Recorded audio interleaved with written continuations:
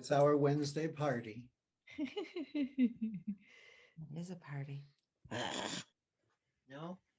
Oh, oh, oh. Uh-oh. Yeah, that's good. That's good. Thank you. We're going to let those kind of file in. We're just making a few little notes. Mm-hmm. And Cecilia, you do have Alejandro's poem, yes? I do. Whenever you're Okay. ready, let me know.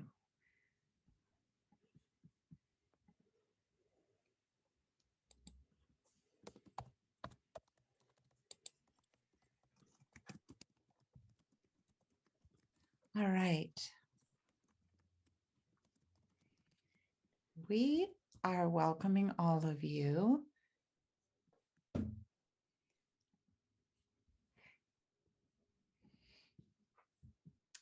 This has been an interesting week for us to make this sort of, I'm going to say, transition out of the conversation that we've been exploring together. I must say, Eric and I have been very moved by the musings and the insights around the nature of death, which has sort of been where we've had our focus for the first couple of weeks. And if you're not exploring the private RLC page, we're going to encourage you to do that a little bit more this week. This continuation of the nature of death and rebirth this week, we're going to approach in two parts. So there'll be some questions for everyone to explore, not just the love leaders, which often you see they are taking the Wednesdays Love and Learns and they're in their completely personal and intimate way, reaching into their own insights around these topics. And I will say there's so much there. We're very grateful for their kind of courage and transparency to mine some of these ideas, because we can get really comfortable, especially in April on the topic of New Year, New You, death and rebirth. There are just, hundreds and hundreds of years of things that keep getting repeated. So kind of taking a little bit of a more intimate dive through the reconnective healing experience, but also in some of the conditioning that we've been given around these subjects. The insights and musings these past couple of weeks have been powerful and fun and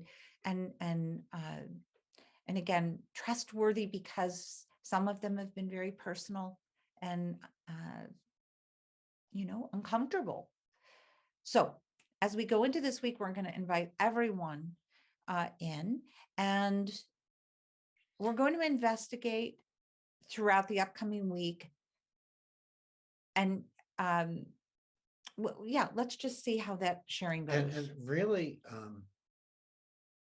what is uncomfortable except maybe off of automatic, which is really allowing us to explore, including exploring our own willingness to explore.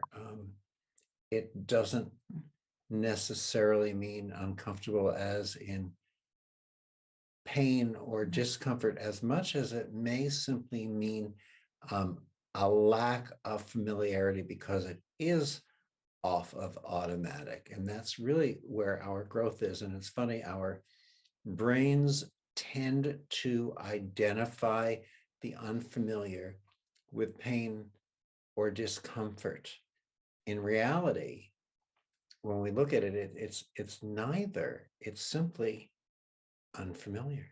Yeah, so beautifully stated. To do a little recap before we take you now into discovery around rebirth.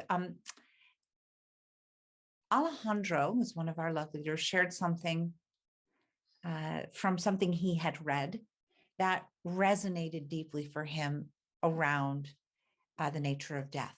And so I actually, you may know him if you're looking at as the Wolfie. box names as Wolfie. Yeah. Okay. Raise your hand, Wolfie. There's Wolfie. So the nature of death for many of you who were posting had a freedom woven into it.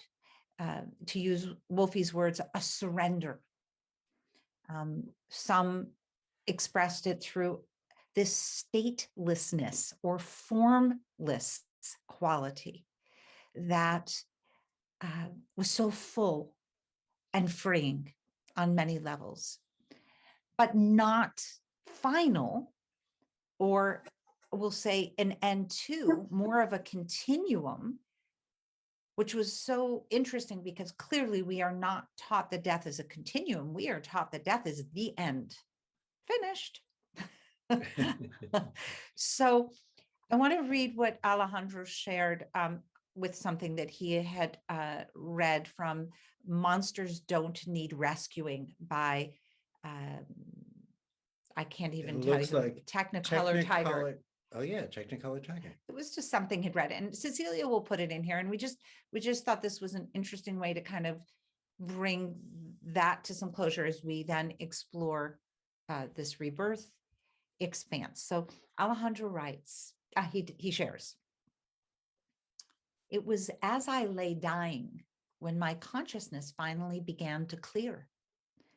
The cowardly animal in me turning away from the prospect of repentance. I was left to weakly ponder the meaning of my own pathetic existence. My life played out slowly before my eyes like the painful turning of a breaking wheel, with each rotation bringing with it the realization of not having lived at all. Lying there, frozen in the snow, I suddenly felt as alive as I had ever been. It seemed such a shame that being alive meant only that your body knew weariness, as it could know little else in that moment. It manifested as a steady ache in my chest, the void in my stomach now becoming concave and ravenous to itself. The cold entered me through my mouth and numbed me from the inside out. The icy air reached through the thick layers of damp fur and gently stroked my frozen skin, soothing my unsteady heart in anticipation of death, her imminent master. Gradually, her touch began to warm, and I knew the final stages were upon me." And, you know, if you spend a little time inside this sharing, you might find that this same movement comes to you at various points, even in a given day. Even in a given day, when we move beyond this sort of 2, 3, 4-dimensional concept of death. So we're going to continue to explore, and we're going to look at rebirth beyond the usual kind of texts that we read in highly published musings. We're going to open it, and Eric has created some beautiful questions from some of the things we've been exploring. But in the reconnective healing experience, rebirth is often felt as a new level of listening. Rather than a statelessness, it often feels like a state of something we can't explain in words, a form of some kind that is so much more expansive than, you know, maybe the limitation of our body or even mind. And often it expresses itself in action, some level of action, movement. And the idea that reality of rebirth may bring up this idea that the soul cannot function without a body. And let's not limit that to the human body, animal body, nature's body, right? It expresses itself in experience through this vessel. You know, a lot of times I've heard the question come up, what's the difference between the spirit and the soul? And I think some of the confusion, because I've heard people in different forms of spirituality come up with different interpretations, variations on it. It's not like the answer is. I think we find the most clarity in that if we take away the word the from the spirit and allow it to be spirit, as spirit is the fluid, infinite essence that is, and yet often soul tends to be, in a sense, the soul connected with the individual. Right. That's why it needs The a body. individual human, right? And Yeah. that's what we're talking about here. So I wanted to explain that a little bit. In Eastern tradition, there's a cycle of what's called, I may not be pronouncing it correctly, samsara, meaning a re-becoming or a becoming again. In Sanskrit, they may call it punarbhava or punarjanman, re-death, punarmrityu, right? Punarmrityu, it's hard to say, or sometimes just becoming. But I'm sure that those of you joining us more familiar with that language can certainly correct my pronunciation of it or refine it a lot. And it'd be cool to just write down this idea, re-death, re-becoming. You know, it isn't interesting again when we have to find words to speak into these concepts. But in this way, a becoming is woven into this rebirth idea. Again, a listening or a state of form, action, something in action. And that in action in a rebirth, often in a reconnective healing experience, we hear descriptive expressions like peacefulness, austerity, purity, tolerance, honesty, wisdom, creativity, knowledge, knowingness. But creativity is one that we think is big and so much a part of so many of you.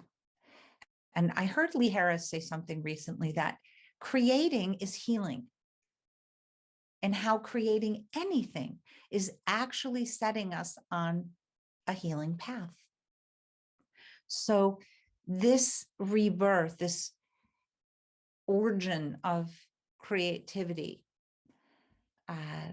this rebirthing, again, just as death can be something in between, even a breath, this rebirth, we might even intuit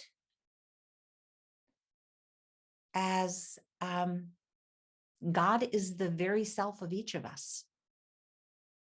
Source is the very self of each of us. Love, it again, we move through these words so as it's inclusive, right. Whatever your word is. And the funny thing about words are, the meanings that we assign them, such as we just discussed, spirit and soul, and some people might want to turn them around because our words are merely sounds that we use to attempt to convey. And so the meaning really is the general consensus of opinion at that time. And words are a funny thing because I'm looking at these words we just talked about, peacefulness, austerity, purity, tolerance, honesty, wisdom, creativity, knowledge. And they're interesting words because austerity can have a harshness about it, something that's austere. Tolerance is always a tricky little word for me when I listen to people who consider themselves open to all concepts of the world, be it gender, be it sexuality, be it to different religious styles, be it to marriage versus non-marriage. And that word tolerance always conveys to me that that person is irritated, because to be tolerant, it means you're tolerating an irritation, and it's not the self compliment or praise. People go, oh, I'm a very tolerant person. That means that these things irritate you that really shouldn't. So it's funny how our word choice conveys something that we don't necessarily want conveyed, and may not even see ourselves in ourselves. And that's part of the rebirth. Right. And that's Yeah. part of the rebirth. Yeah. That's the, so let's go to creativity. Right. So creating is healing. Interesting concept, because the statement going with that is that creating anything is setting us on a healing path. And that's something we may want to look at in a little bit. In rebirth, we might even intuit, as we said a minute ago, that God is the very self of each of us. Reincarnation. Reincarnation, actually, one of my favorite lines on reincarnation was on the early Saturday Night Live show, when they said reincarnation is the milk from dead cows. But we'll let you explore that concept later on. Right? Well, first of all, you have to be old enough to remember that carnation was dried powdered milk. So if you don't know that, the rest of it makes no sense. So reincarnation was milk from dead cows. Anyway, those of you who are laughing, I know you know what I'm talking about. And you know Eric.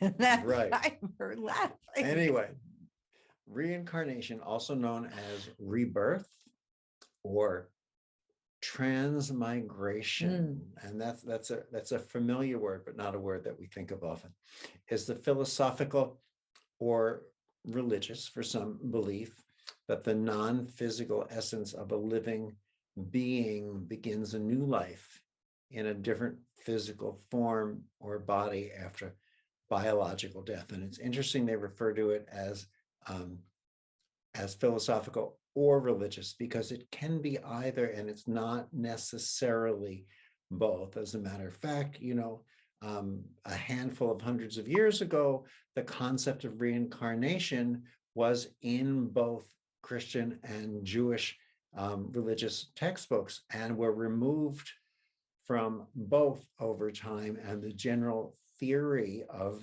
theologians was that it was removed to help the church, we'll use that as an overall word for, the main structural body of any given religion, to maintain some level of control and direction on its followers. And the theory behind it was that if we felt that we were able to reincarnate and do it again, that we'd figure, well, why work so hard at this life? I get another chance.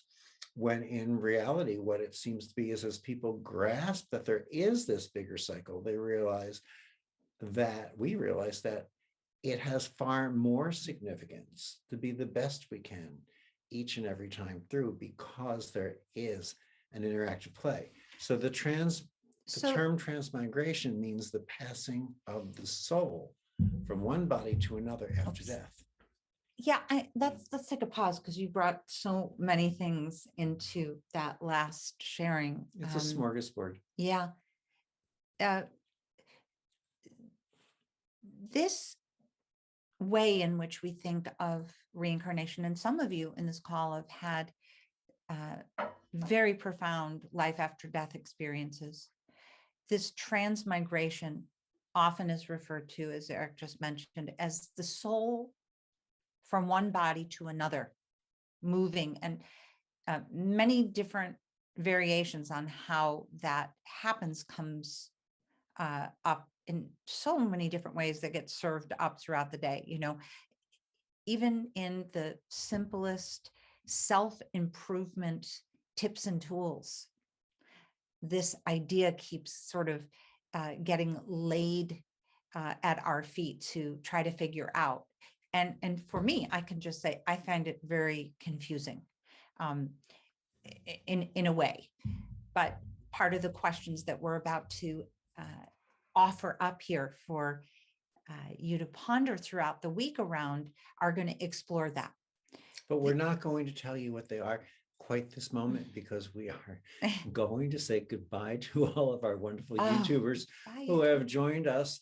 And this way it becomes a little bit of a tease that you can come join us again. As a matter of fact, there's a link in the chat, and there's a link in the chat where you can learn how to be a part of us and join us for these gatherings. And we'd love you to. There's even information in the chat about the Reconnective Yoga group that meets on Saturdays. Bye. Click the link. Okay. We don't want to say goodbye that quickly, because we really are sorry that you're leaving, but we look forward to you joining us again. So one of the questions that comes up in this idea of karma, the soul passing from body to body after death, is, and I think this is fascinating, how do you avoid rebirth? And why would we want to avoid rebirth? And I want to kind of give you the frame of how flip-floppy some of this is. So again, rebirth for the reconnective healing experience is often articulated as a new state of living. Namaste, everyone. Good morning, namaste. Good morning, good afternoon, good evening, wherever you are joining us from, wherever you are. We are so glad, as always, to have you all here. Welcome to, this is our way up. And I want you to think up. Now, I don't want you to think bending to the side. I want you to think up, breathing up. Inhale the frequencies up from the tailbone, up to the big ball in the hand. And as you exhale, reach out and up. Reach up and over. Pull it up into your thigh. Now reach your hands out to the side. Establish your connection to the frequencies in your palms right now. Minded people, and especially if we're all brought together by the healing frequencies, what better way to spend our Saturday? As you exhale, begin to walk your hands towards your feet, and that awareness of the frequencies rise up. Lift the ball of frequencies up overhead. You know, heart opening in our heart, in our world, not just in our yoga practice, but anytime, the more that we can open our heart, the more that we have access to our joy. So heart openers in yoga, pull your left hand across your pelvis, act like pulling the drawstring on a bow, so that it pulls you back. You reach way forward, reaching way forward with the right hand. Drop the right hand down either to the ground, in front or in back, or perhaps resting on your shin. Use the hand to open the stomach muscles, the ribs, so that your back is flat to the back wall. Reach the hand out and up.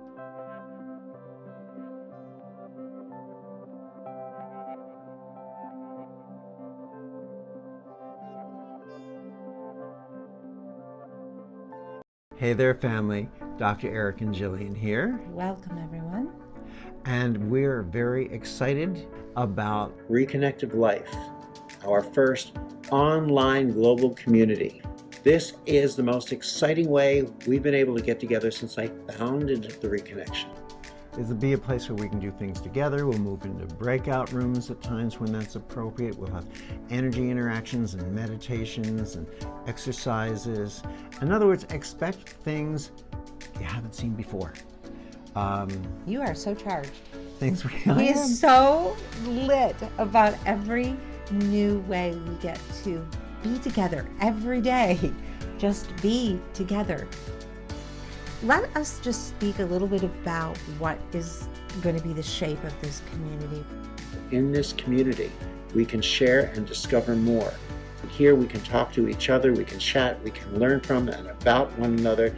Jillian, me, our life leaders, and you will be in daily conversation with you. Weekly, we will have Facebook Lives. We will be with you every Wednesday. Sometimes it'll be just Eric. On occasion, it might just be me. Sometimes it'll be the two of us. It's all about giving you a way to look at the week living in the frequencies. And in every fourth week, we will include a live Q&A so we can talk about the things that have been coming up for us, discuss back and forth, share, grow, expand together. And the ever-growing library of content that has been created over 20 years that will be on demand for you. It will be on-demand content for you to view, enjoy, share again with your inner circle. And monthly we are going to have live Zoom retreats. We're going to bring in some exercises and experiences and things that previously we've reserved for our physical retreats, you know, when we were in the different location resorts and things, and we're modifying them so that we can work with these with you in your home, in your living room, in your den. Put into the chat line, what is facility? We're having these weekly Zoom in-depth Q&As. Finally, they have a place and space to just define what does that really mean, living in the frequencies. This is something that is in all of us. Everyone can do this. It doesn't matter how many levels you've gone through or how well you know the programs. It's a community that allows us to recognize how interrelated we all are as receivers of energy, light, and information. See you there. Reconnective life, living in the frequencies every day.